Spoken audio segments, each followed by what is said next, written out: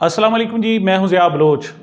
सामीन, ये कोई अब खबर नहीं रही कि मुस्लिम लीग नून के कायद मियां नवाज शरीफ साहब की 24 अक्टूबर तक ज़मानत मंजूर हो गई है और राहदारी ज़मानत दी गई है।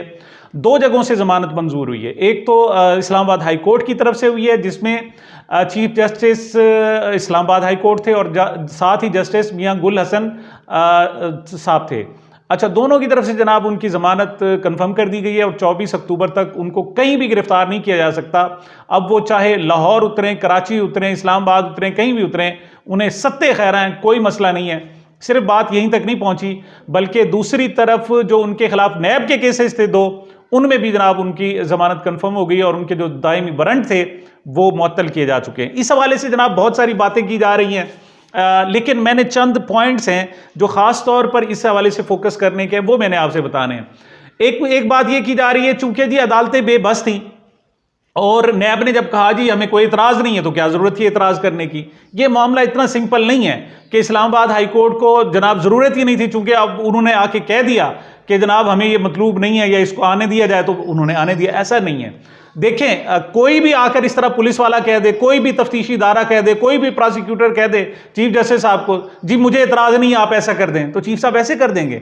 ऐसा नहीं होगा। इस्लामाबाद हाई कोर्ट ऐसा कर दे। यानी नवाज शरीफ ने आना था, वो एक कन्विक्टेड थे, मुजरिम थे, मुलजिम नहीं थे।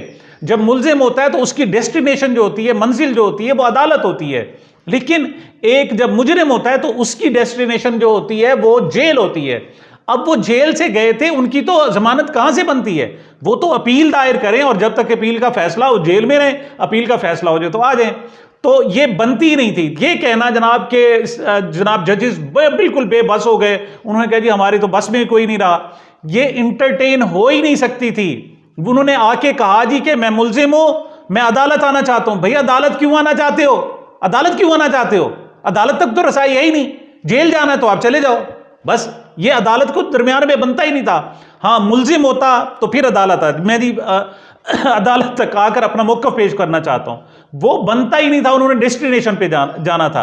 तो ये जो जनाब कहा जा रहा है ये ऐसे ही है, मतलब एक सिस्टम को जनाब आप करने के लिए, जवाज पैदा करने के लिए, जवाज ढूंढ रहा था नई मोहब्बत का, वो कह रहा था कि मैं उसको भूल जाऊंगी। परवीन शाकिर ने बहुत अरसा कह रहा था, जब जवाज ढूंढने होते थे इस किस्म की जनाब बातें की जाती हैं कि जी चूंकि नैब ने कह दिया, नैब प्रोसिक्यूटर ने ऐसा कह दिया, तो बेचारी अदालत क्या करती? अदालत तो कहती आप अपनी डेस्टिनेशन पर जाएं। उन्हें कहते जी जो ही आए इनको फौरन जेल मुंतकिल किया जाए। हाँ, अलबत्ता कोई आपकी अपील बनती है तो ले आए, अपील हम सुनेंगे, क्योंकि वो कन्विक्टेड थे। बहरहाल एक नया जनाब सरजमीन हमारी पैदा हो रही है, नया हम आइन बना रहे हैं और अमीरुल मोमिनीन बना दिए गए जनाब मियां नवाज शरीफ साहब सरजमीन शरीफिस्तान के जनाब, और उनको लिहाजा कोई नहीं पूछ सकता, लिहाजा वो जो कुछ मर्जे जो चाहे उनका हुस्न करिश्मा साज करे, लिहाजा ये नहीं हो सकता। अच्छा, ये तो मामला था chief justice Islamabad high court का और इस्लामाबाद हाई कोर्ट की होने वाली समाअत का। अब दूसरी तरफ देखें कि हमारा सिस्टम कितना कमजोर है, हमारा आइन कितना कमजोर है, हमारा निजाम कितना कमजोर है। उसमें ताकतवर हल्के किस कदर ताकतवर हैं, खुदा बन गए, मतलब हुक्मरान नहीं बन गए। वो जिस तरह चाहे मोड़ लेते हैं, हालात उनके आगे बिल्कुल हाथ बांध कर खड़े हो जाते हैं। अदालतें भी, आइन भी, सब कुछ उनके सामने खड़ा हो जाता है। उनकी इस हद तक कंट्रोल है। क्या अब इतलात मिल रही हैं जनाब कि दूसरी जो समाअत की तोशाखाना केस की और दूसरी की वो जज बशीर साहब ने की, यानी एहतसाब अदालत है और वहां जज मोहम्मद बशीर साहब ने इसकी समाअत की है और उसके मुतालिक कहा जा रहा है कि वो जज कोर्ट नंबर 1 के वो जज हैं। लेकिन ये मामला जो था कोर्ट नंबर 3 का था, कोर्ट नंबर 3 में कोई जज ही नहीं है। तो इन जज साहब से कहा गया, मोहम्मद बशीर साहब के सुने, उन्हें कहा जी मैं तो कोर्ट नंबर 1 का, नहीं जी आप ही सुनेंगे। वो कोर्ट नंबर 3 में जाकर उन्होंने मामला सुना और एक और हैरत अंगेज बात कि जनाब उनकी बहन का इंतकाल हुआ था चंद घंटे पहले, यानी इस समाअत से चंद घंटे पहले उनकी सगी हमशीरा का इंतकाल हुआ था। यह बात किसने बताई? तारिक मतीन साहब ने भी बताई, असदुल्ला खान ने भी बताई और बाकी लोग भी इसको बता रहे हैं जनाब, जो कोर्ट रिपोर्टर्स हैं वो इसको बता रहे हैं जनाब कि उनकी हमशीरा का इंतकाल हुआ था। लेकिन उन्हें कहा गया नहीं आपने जाकर केस सुनना है, हर सूरत का केस सुनना है। वो जनाब सब कुछ छोड़ छाड़ कर आ गए और उनकी कह रहे हैं कि 4 दिन से तबीयत भी ठीक नहीं थी, वो अदालत आने के काबिल भी नहीं थे, लेकिन वो आए, उन्होंने मास्क चढ़ाए हुए थे, बुरे हालात थे और उन्होंने आकर सुबह सुबह जनाब ये केस सुना और उन्होंने कहा जी अच्छा। यहां बड़ा दिलचस्प वाकया हुआ, जब ये केस सामने आया तो प्रोसिक्यूटर, नैब प्रोसिक्यूटर भी थे और जनाब जो वकील साहब थे वो भी मौजूद थे।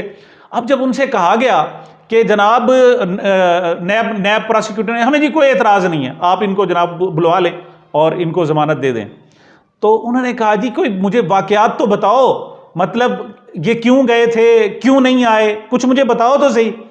तो जवाब अदालत को पता है क्या मिला है मोहम्मद बशीर साहब को? उन्हें जवाब ये दिया गया है, वो जी हमने दरखास्त में लिख दिया, आप पढ़ लेना, बाद में पढ़ ले, अभी फौरन फैसला तो करो। उन्होंने फिर एक और सवाल किया, उन्होंने कहा जी ये बताएं 4 साल क्यों नहीं आए, आखिर वजह क्या थी, उसकी मुझे डिटेल बताएं, और केस कहां तक है, और कौन गिरफ्तार है, आसिफ अली जरदारी साहब की इसमें क्या पोजीशन है, कौन कौन इसमें गिरफ्तार हुआ है। तो जनाब जो प्रोसिक्यूटर थे ना उनको जहमत करने की कोशिश की और ना जो वकला थे, उन्होंने कहा, मतलब जज साहब को उनकी औकात याद दिलाई। उन्होंने कहा जज साहब हम 24 को जब आएंगे ना अदालत में, फिर उस वक्त बता देंगे, आप चलें फौरी तौर पर फैसला करें। जब हम 24 को आएंगे उस वक्त जनाब आपको बताएंगे, उस वक्त आपके सवालात के जवाब बड़ी तफसील से दे देंगे, इस वक्त आप कोई सवाल ना करें।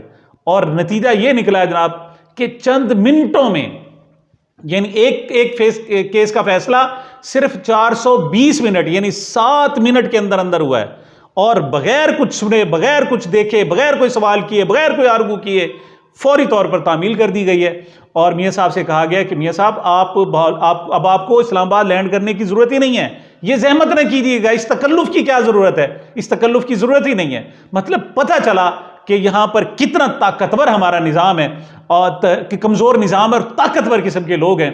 उसका नतीजा क्या निकला मैं आपको बताऊं। दूसरी तरफ क्या है कि जो गिरफ्तार लोग हैं, मतलब उन पर वो कन्विक्टेड नहीं, मुजरिम नहीं है, उन पर सिर्फ इल्ज़ामात हैं। एक केस में जमानत करा के आते हैं, दूसरे में गिरफ्तार, दूसरे में आते हैं तीसरे में आते हैं चौथे में, उनको बार बार गिरफ्तार कर लिया जाता है। लेकिन यहां पर वो कन्विक्टेड शख्स है, लेकिन उससे कोई नहीं पूछा जा रहा, उनको जनाब इस्लाम KSA सऊदी अरब में बैठे हुए उनको जमानत दे दी गई है। इसे कहते हैं दोहरा निज़ाम। इमरान खान साहब पर कोई मुकदमा, उनका जो तोशाखाना केस था सजा खत्म हो चुकी है और नया केस अभी तक फाइनल नहीं हुआ, लेकिन उनकी जमानतें मंजूर नहीं हो रही। हालांकि वो बैठा हुआ है, वो कभी बाहर नहीं भागा, वो पाकिस्तान में, कहते हैं मेरा जीना मरना मेरा पाकिस्तान में है। और ये 11 साल अपनी जिंदगी के जनाब बाहर गुजार के आ रहे हैं, जिनकी जायदादें बाहर हैं, जिनके कारोबार बाहर हैं, उनके बच्चे बाहर हैं, उनके घर बाहर हैं, उनको जमानतें मिल रही हैं। ये दोहरा निज़ाम है। उसका रिजल्ट क्या रहा है? रिजल्ट ये निकल रहा है जनाब कि लोग इस सिस्टम से, इस निज़ाम से मुतनफ़िर हो रहे हैं। कल मंसूर अली खान साहब ने कहा था ना कि बदबूदार निज़ाम है, मुझे घिन आ रही है, मैं इस पर बात करना मेरे लिए मुश्किल हो रहा है। यह हकीकत है, लोग बदजन हो रहे हैं। अब एक बैठे हुए शख्स को कोई पता नहीं है कि उसे गिरफ्तार कर लिया जाए, वो एक उसमें जमानत कराए, दूसरे केस में गिरफ्तार कर लिया जाए, उसमें जमानत कराए, तीसरे में गिरफ्तार कर लिया जाए। और जिसने जनाब इस केसों, जिस पर इस निज़ाम पे असर है, जो मौसर शख्स है, उसको कोई पूछने वाला नहीं। वो करोड़ों रुपए, अरबों रुपए जनाब लेकर एवन फील्ड बनाए, अल अजीजिया बनाए, वहां घर खरीदे, जो कुछ मर्जी करे, उससे कोई पूछने वाला नहीं, बल्कि चौथी मरतबा वजीर आज़म बनाकर उनको जनाब भेजा जा रहा है। और मैं एक बात कहूं कि वो एक शेर है ना जी, कि यूं भी हम दूर दूर रहते थे, यूं भी सीनों में एक कदूरत थी, तुमने रस्मन भुला दिया, वरना इस तकल्लुफ की क्या जरूरत थी। यकीन करें ये मियाँ साहब का टाइम ज़ाय किया जा रहा है। चाहिए कि उनको आते ही हलफ उठाएं, डायरेक्ट मीनारे पाकिस्तान पर उनका हलफ होना चाहिए। सदर पाकिस्तान को बुलाया जाए, चीफ जस्टिस वहां मौजूद हो, सर्विस चीफ मौजूद हो, उन्हें कहें जी आप, मुल्क आपके हवाले है, आप हलफ उठाएं और जब तक चाहें आप वजीर आज़म रह सकते हैं। यह है असल, ये फॉर्मेलिटीज इसे कहते हैं, गुंगलुओं पर से मट्टी झाड़ना। इस मट्टी झाड़ने की कोई ज़रूरत नहीं है, जो हकायक हैं वो बताए जाएं। जबकि दूसरी तरफ अगर हकायक देखना चाहें तो लोग अब भी उनको चोर चोर कह रहे हैं। ये देखें, मरियम औरंगजेब साहिबा को तो पहले चोर कहा गया था ना, वो जब सऊदी अरब गई वहां भी, और अब वो लोग अभी तक बेचारे गिरफ्तार हैं जिनसे ऊंची आवाज में चोर चोर निकल गया।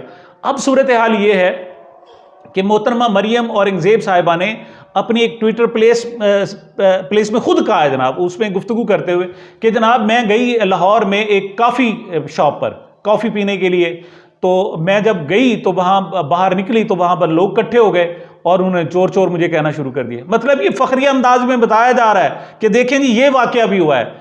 इस तरह की जो नाब सूरत हाल है पाकिस्तान के साथ, हमारे नए अमीरुल मोमिनीन साहब तशरीफ़ लाए हैं, हमारे नए अमीर तशरीफ़ लाए, नए हुक्मरान तशरीफ़ लाए, हमारे शहनशाह तशरीफ़ लाए।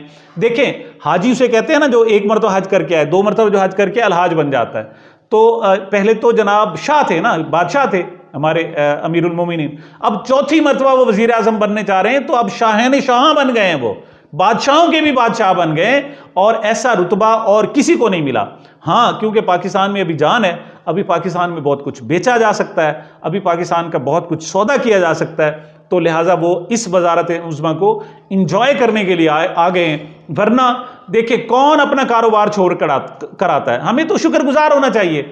लंदन में वो सारे अपनी फैमिली को छोड़ कर आ रहे हैं, अपने बच्चों को छोड़ कर आ रहे हैं, अपने कारोबार को छोड़ कर आ रहे हैं सिर्फ पाकिस्तान की खातिर। हमें दोनों हाथों से उनको सलाम करना चाहिए, उनकी दराजी उम्र की दुआ करनी चाहिए, और हमें दुआ करनी चाहिए कि अल्लाह मियाँ सिर्फ नवाज शरीफ को हम पर हुक्मरान मुसल्लत ना रखना, बल्कि उनकी साहिबजादी हैं मरियम नवाज साहिबा, वो भी हम पर 4, 5, 6 मरतबा कम अज़ कम वज़ीर आज़म बने। फिर उनके साहिबजादे सफदर हैं जुनैद सफदर, वो भी 8, 10 मरतबा हमारे वज़ीर आज़म बने। फिर उनके बच्चे जो हैं वो भी हमारे पास 5, 7 मरतबा कम अज़ कम उनको वज़ीर आज़म बनना चाहिए।